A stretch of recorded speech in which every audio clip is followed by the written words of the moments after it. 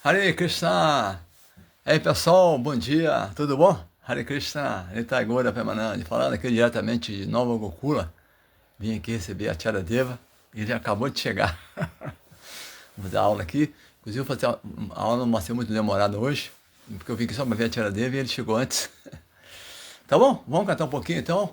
Jai Radha Madhava Kunja Bihari Jai Radha Madhava Kunja Bihari Gopi Jana Vallabha Girivaradari Gopi Jana Vallabha Girivaradari Yashodanandana Vrajajanaranjanam Yashodanandana Vrajajanaranjanam Yamunatira Vanachari Yamunatira Vanachari Jayorada Vamadava Kunja Bihari Jayorada Madhava Kunja Bihari Hare Krishna Hare Krishna Krishna Krishna Hare Hare Hare Rama Hare Rama Rama Rama Hare Hare Nitai Gaura Haribo Haribo Haribo Nitai Gaura Haribo Jaya Prabhupada Jaya Prabhupada Jaya Prabhupada Sila Prabhupada Prabhupada Prabhupada Prabhupada Prabhupada Gaura Premanandi Hari Haribo. Essa reverência pro pessoal aqui, reverências, todo mundo que tá chegando aí. Reverências, todas as glórias, Sila Prabhupada, KJ, Nitai Gaura Premanandi, Hari Haribo.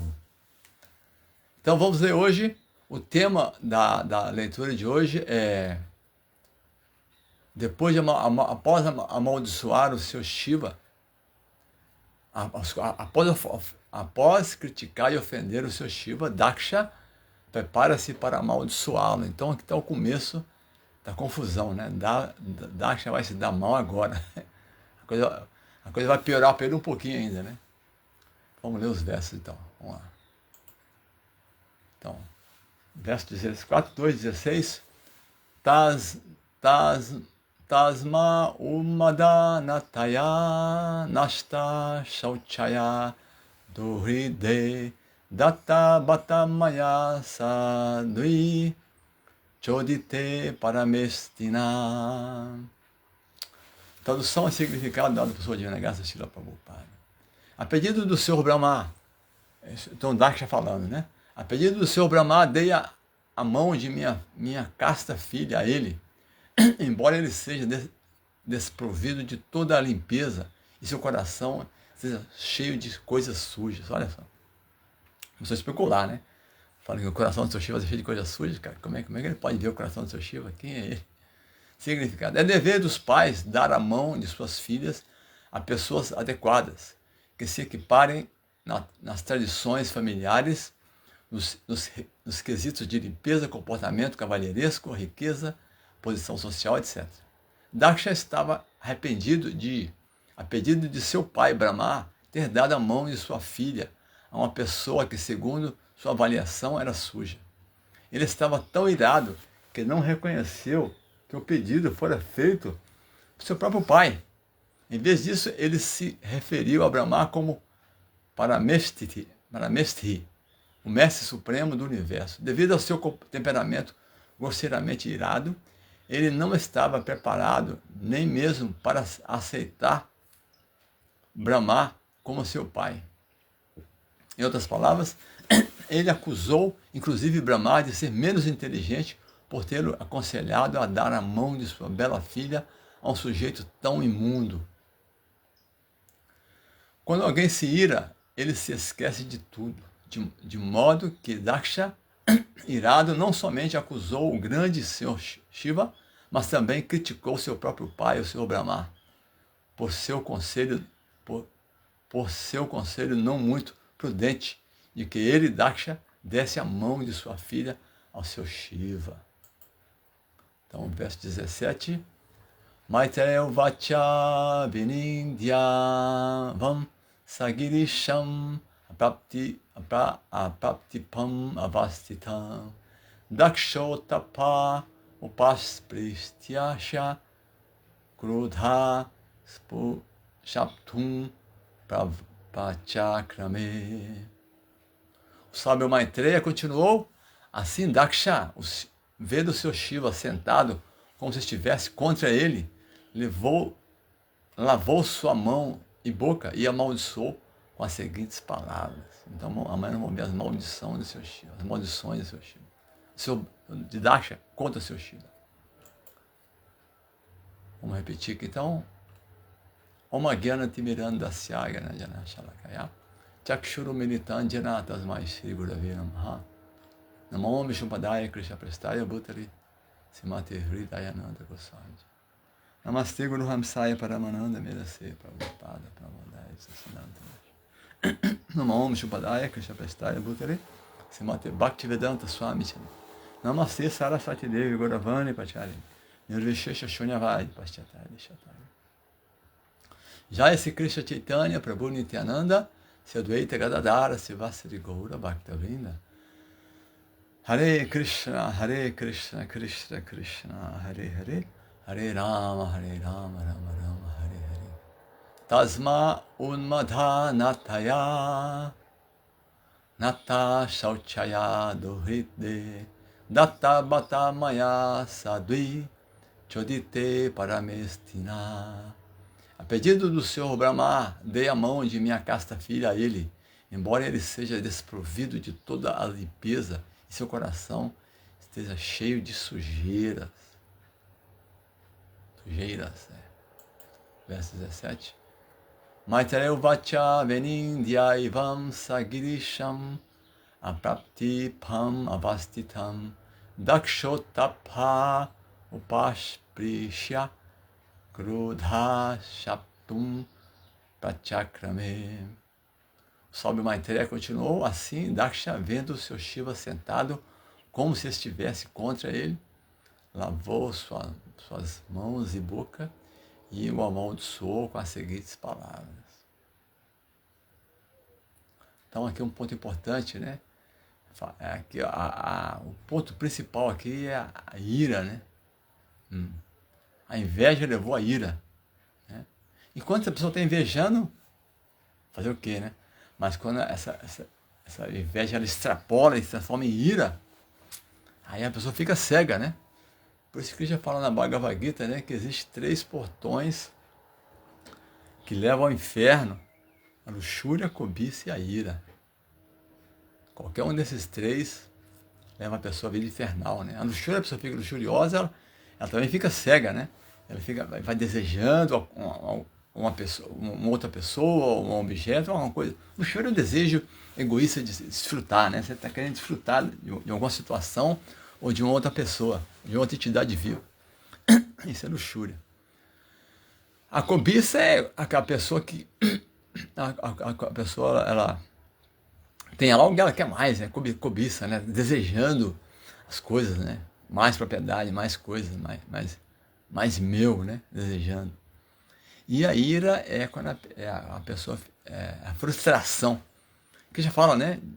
Jayato Bishayam Pumsa Sangastesu Pajayate Sagatsan Jayate Kama Kamat Krodo Bijayate. Que contemplando os objetos dos sentidos, a pessoa desenvolve apego pelos objetos. E de tal apego surge a ira, a luxúria. E da luxúria surge a ira. Então, a ira é consequência natural da luxúria e a ira. Né? A ira vai acontecer de qualquer maneira. Mesmo a luxúria sendo satisfeita, a pessoa fica irada, porque a luxúria é insaciável. Mesmo você obtendo o que você queria, você vai ficar irado, porque você vai ficar frustrado. Quando você não obtém, você está frustrado. E quando você obtém, não é como você pensava, fica frustrado. E aí vem a ira, né? E a ira, a pessoa fica cega, né? A ira A Ira tem um problema sério da ira.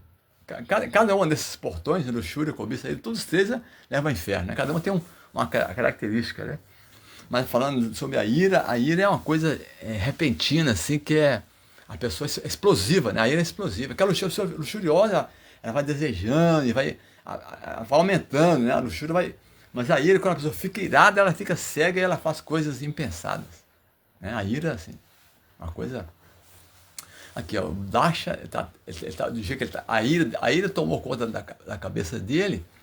Ele está, inclusive, achando que seu pai, seu Brahma, imagina, seu Brahma, o pai dele, não era muito inteligente. Mesmo com suas 4 cabeças, Brahma não era muito inteligente porque ele falou para Daksha dar a mão de sua casta filha a uma pessoa tão imunda, suja e terrível como seu Shiva. Então, Daksha está questionando que seu Brahma, o pai dele, não era muito inteligente. Cego, né? E seu Shiva, um maior dos Vaishnavas, um grande pessoa santa, totalmente benevolente, misericordioso. Então, mas devido à cegueira, Daksha está também ofendeu assim, já atacado, né? Ofendeu todo mundo. Né? E sua própria filha, né? Imagina, essa filha, cara. A menina casta, que ele amava a filha dele. Mas acontece que ele ficou cego e não viu as consequências, né? Não viu as consequências de tudo isso. E vai ter consequências terríveis, né? Porque essa história vai desdobrar, né? Vai ter desdobramento aqui. Daksha está amaldiçoando, vai embora, né?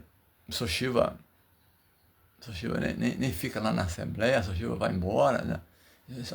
Shiva ficou lá, depois que ele vai embora. Então Shiva não fez nenhuma reação, ele não falou nada. Daksha que amaldiçoou que vai embora, mas aí aí Nandishvara, que é o servo de Shiva, não vai aguentar e vai amaldiçoar também. Aí vai virar assim uma competição de maldições contra maldições, né? O grupo Daksha vai amaldiçoar o seu Shiva, os seguidores do seu Shiva vão amaldiçoar Daksha e as pessoas que estavam na Assembleia, porque na realidade ninguém tomou nenhuma atitude. Porque seu Brahma estava ali pessoalmente, seu Shiva estava pessoalmente ali. Todo mundo estava caladinho, né? Imagina, cheio de autoridades, o que as pessoas iam falar? E Daksha também era uma autoridade, né? Daksha é um Prajapati. Ele é o pai de muitos semideuses, né? É um dos primeiros progenitores da humanidade, né?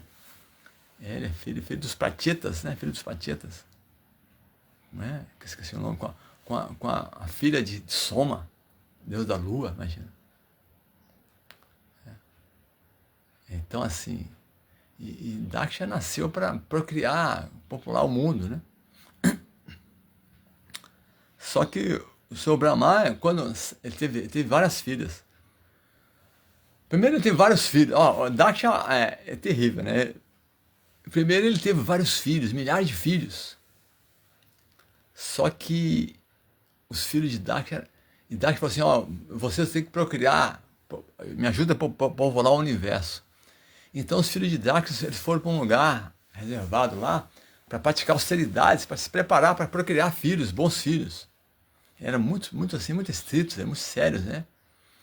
Aí Narada Muni viu esses jovens, passando por lá, viu esses jovens assim, super qualificados, fazendo austeridade para ter filhos. Narada Muni falou, não, ter filho, cara, deixa, alguém mais vai procriar, vocês tem que renunciar a esse mundo, vocês têm que se tornarem mestres, instrutores, né?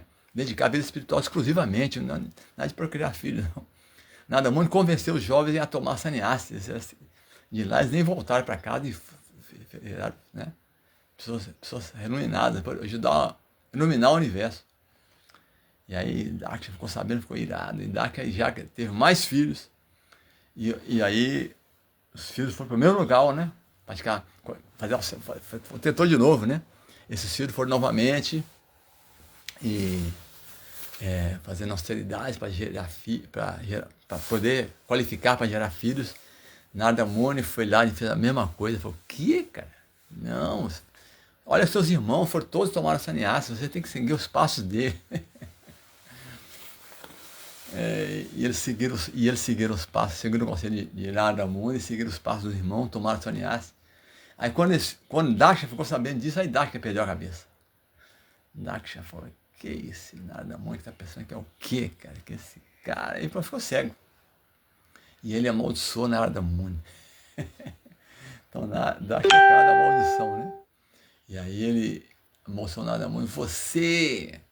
Meus filhos, você não sabe o que é ter uma família, você nunca vai ter uma família assim, você nunca vai ter filhos, você nunca vai parar em lugar nenhum. Amaldiçoou.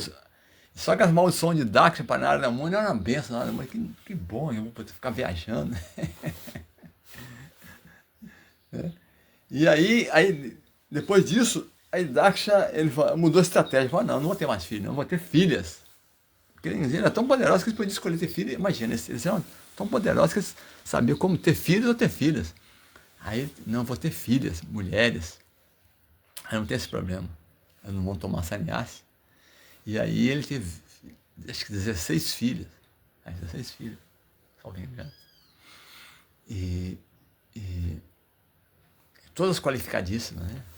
Belíssimas. E aí ele deu elas para diferentes sábios.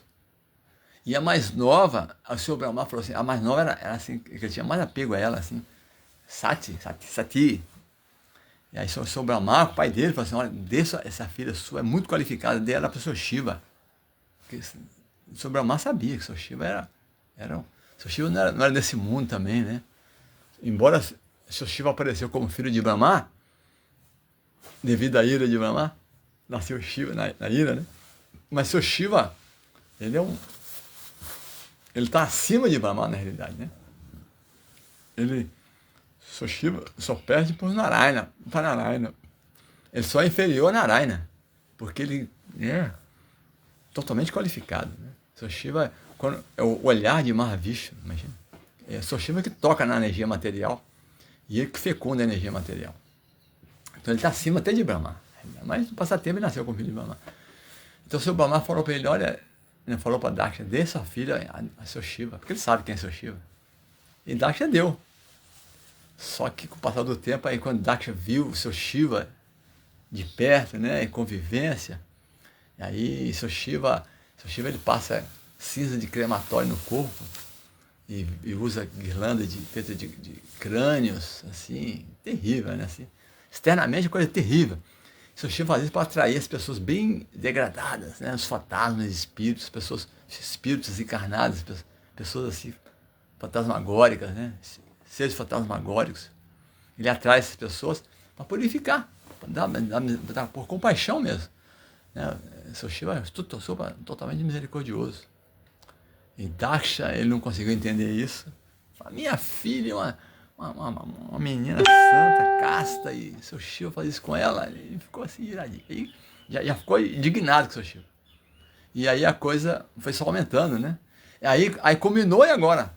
Quando teve uma cerimônia de fogo, estava todo mundo lá, e Daksha era super respeitado, porque Daksha tinha um brilho corpóreo, e quando ele chegava assim, era como se fosse o sol chegando num lugar assim, tão brilhante que ele era.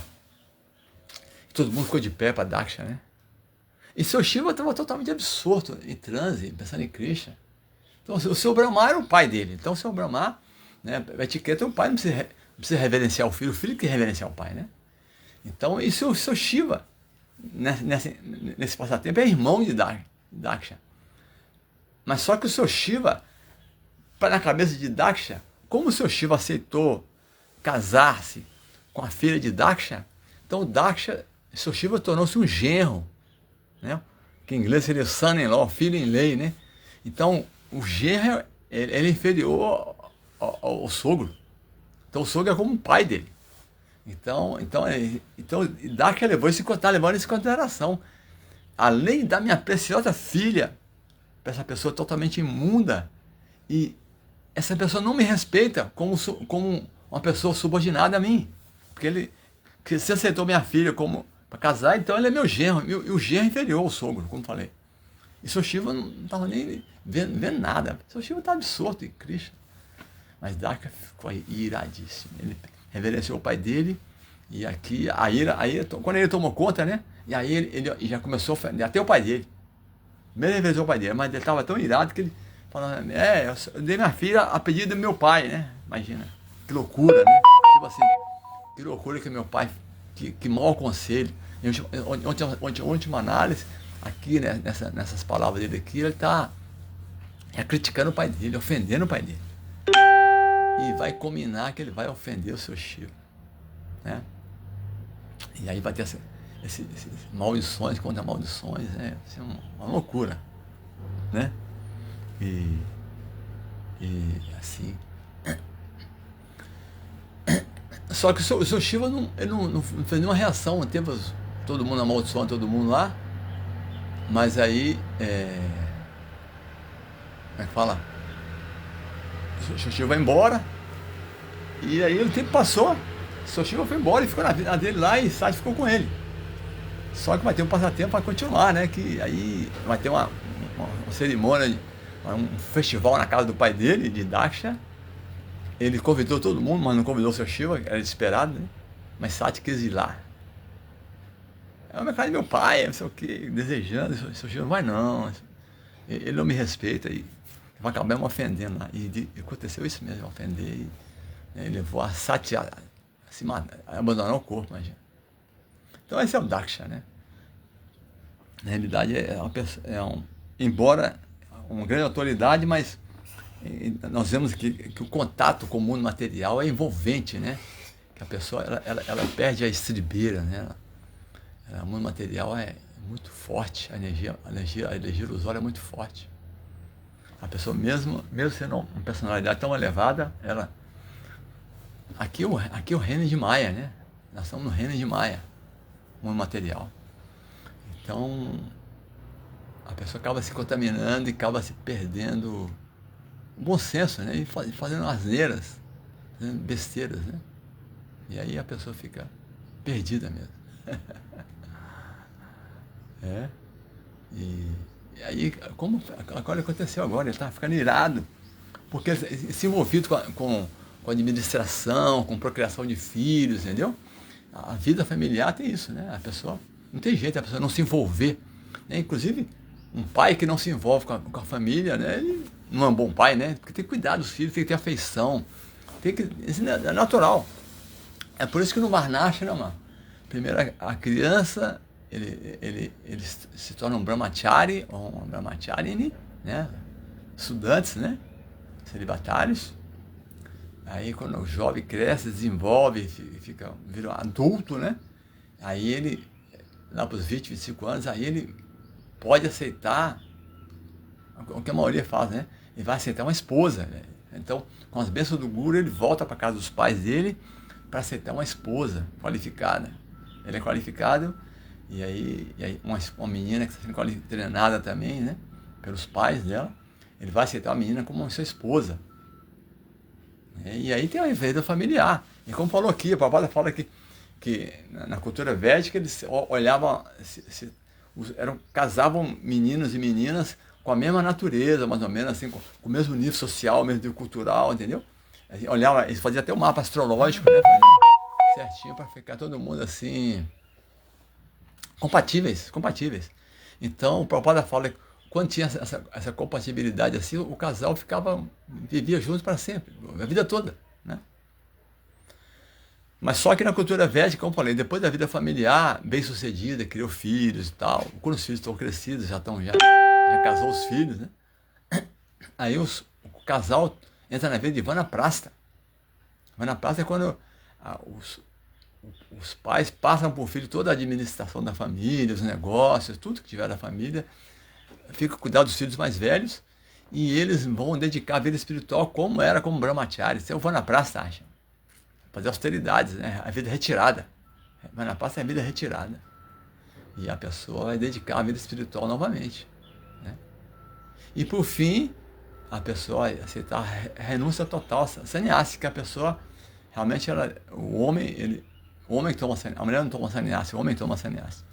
A mãe, ela volta, ela já fez, ela cuidou do esposo, então ela volta, ela pode seguir o esposo também, como eu lembrei que agora, Gandharvi, né, seguiu, ela, a esposa de Dhritarashtra, ela seguiu Dhritarashtra, né?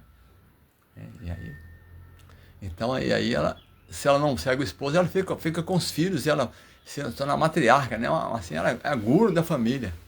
Ela vai cuidar de toda a família, os netos ali estão com ela, né? Imagina. Autoridade mesmo, né? Uma pessoa que tem conhecimento, né? Realização espiritual e práticas na vida material mesmo. Então, ó, isso é cultura védica. Então, como falei, na vida familiar, e por que tem esse depois? Tem Vanaprastha e Sannyasi. Porque a vida familiar, por mais religiosa que a pessoa seja, mais dedicada, mas ainda assim, o envolvimento, né, na vida familiar leva isso, né? O gozo dos sentidos, a opulência material, a afeição pela esposa, pelo esposo, pelos filhos, né, netos, né? Essa afeição natural acontece e a pessoa fica pegada. Então, por isso que ela tem que praticar. Depois que os filhos crescem, ela tem que praticar um detox. Um detox, não só físico, mas detox assim, mental, né? Porque a mente ficou envolvida com todas aquelas atividades ali. A pessoa fica pegada. Então, ela tem que renunciar, né? E aí ela vai... Aí entra na vida de Vanaprastha, que ela começa a fazer austeridades para desvencilhar das facilidades, dos confortos materiais, do apego material. Porque, última nada, a pessoa tem que renunciar a esse mundo. Então, por isso tem a sannyasi, né? O sannyasi, ele vai pregar e a esposa volta, o esposo toma sannyasi, a esposa volta para a família e ela vira a matriarca da família, a pessoa assim, mais culta da família é ela ali mesmo, né? E ela vai aconselhar todo mundo. Essa é a cultura védica, né? E Daksha não... E Daksha vai parar aqui no Grihastha mesmo, né? E vai ter problemas, porque ele já começou mal, né? Ele começou amaldiçoando o pai, ofendendo o pai e amaldiçoando o seu Shiva, cara. Então vai ter problema aí, vai ter problema seríssimo, né? No fim, nós sabemos que a história vai acabar com a cabeça de bode, né? Embora seja uma autoridade, vai acabar com a cabeça de bode, cara. A pessoa que vexame, né? É isso. Então, nós temos aqui, é isso, né? Vamos ver. Então é isso, pessoal, por hoje é isso. Vamos ver quem compareceu aqui nessa live. Eu falei, a aula mais curta. Eu vim aqui para receber a Tia Deva e ele chegou antes, já chegou. Tem que ir lá receber a Tia Deva. Então, se alguém tem alguma pergunta aqui, vocês estão aqui, temos aqui presente, nós temos aqui a Adilila. A Adilila Hare Krishna, eu gosto muito. Meu pai, Vilassa, muito legal. Vilassa é gente finíssima. Seu pai é gente fina mesmo, Adilila. Seu pai é gente finíssima, viu? Temos aqui também, temos aqui o Bhaktival, Hare Krishna, Bhaktival, Luiz Rocha Goulart, Hare Krishna Prabhu, Haribo. Vamos ver.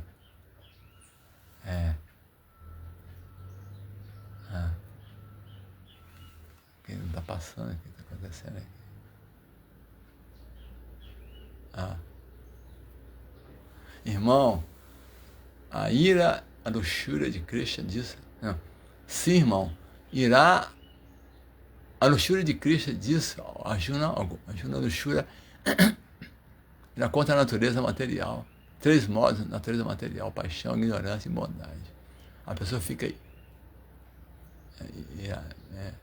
confusa, fica mente louco, luxúria, exatamente, a pessoa fica louca, exatamente, falou disso, a pessoa fica, ela perde a cabeça e só faz bobagem, né? Ver mais, ver aqui, escuridão, é isso mesmo, nunca tem paz. Quando a alma condicionada, vamos ver aqui, quando a alma condicionada fica falso ego, prazer, seus sentidos nunca ficam em paz, verdadeira paz. Deus, o único estudador, Krishna é o único estudador, exatamente. O único proprietário, o inquerente de tudo. Isso mesmo, Adilila. Krishna. Nós ficamos nos furiosos porque nós queremos ficar no lugar de Krishna, cara. Então esse é o ponto, né? Aí vai dar tudo errado, né? Vai dar zebra, né? Nós queremos a posição de Krishna, vai ter problema. E quem mais compareceu aqui? A conexão tá lenta. Ai, Krishna. Vamos ver aqui.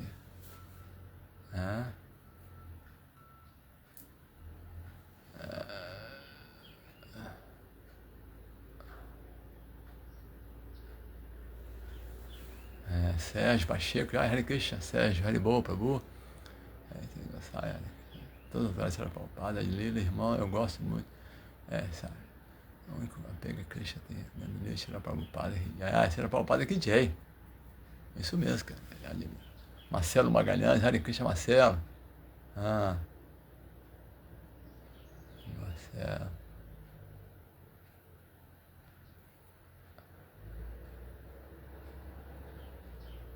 Uma senhora fica cega e tal.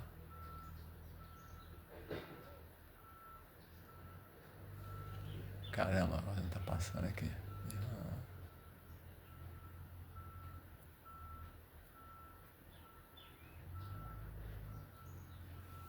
Bom, estou conseguindo passar aqui. O Sérgio Pacheco, Hare Krishna. Já Sérgio, o Haribo. Reverências. Todas as glórias serão Prabhupada. Então tá, pessoal. Não tem perguntas, tá bom? Então tá. A aula mais curta mesmo, tá? Desculpa aí. Muito obrigado a vocês aí. Hare Krishna. Hare Krishna, Haribo. Vou ver o comentário aqui. Tem mais aqui. Reverências. Todas as glórias serão Prabhupada. Hare Krishna.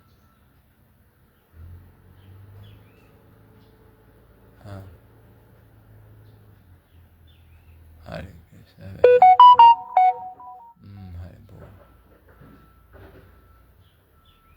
Acho que não tem mais não. Que reverência. Pergunta de Marcelo aqui. Por que a mulher não pode ser sannyasi? Boa pergunta, cara.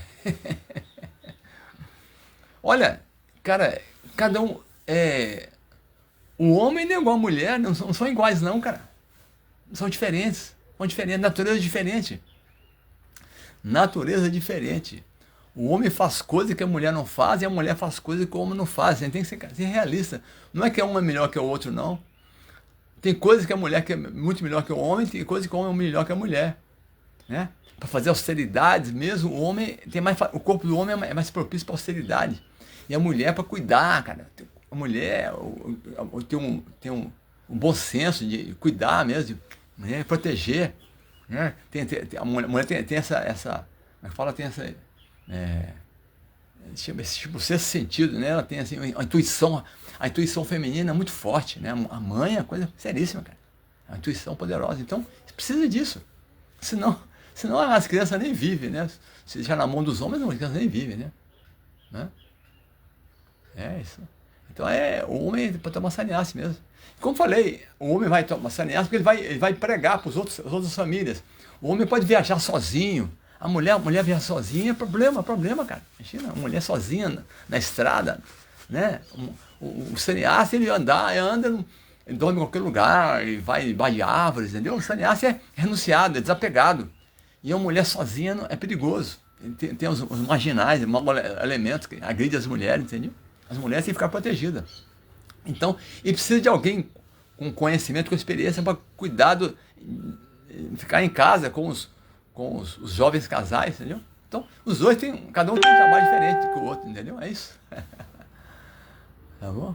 Obrigado, irmão. Tem a próxima aula. Aceita a minha reverência. Até a próxima. Exatamente. Jaya Adilila, Hare Krishna. Entendeu, Marcelo? Magalhães, Haribo. Estou aqui em Lisboa. Harinama Sankirtana. Quem está em Lisboa? Quem é Harinama Sankirtana? Esse que é o Rio de Janeiro. Quem está em Lisboa? Não sei quem está em Lisboa. Falei, qual é o seu nome, Harinama Sankirtana? Esse que é o Rio de Janeiro. Estou aqui em Lisboa. Não sei quem está falando. Escreve seu nome aí. Klamahari. Aqui. Tá. Mas quem é você? Qual é o seu nome? Não sei qual é o seu nome. Hare Krishna, Hare Krishna. Então tá. Gaura Pemanandi, Haribo. Então tá bom, pessoal. Muito obrigado a vocês aí que vieram, né? Vamos ficar por aqui hoje. É o que tá tendo. Né? Gora Pemanandi Haribo, né? Ah, ó, para o avião, você tá em Lisboa, cara? Pagou para o avião. Ó, para o avião tá internacional. Haribo, reverência, Babu. Já, vamos embora, avião, Hare Krishna. A aula vai ser um pouco mais curta, tá? O Atiradeva chegou, ele chegou antes. É.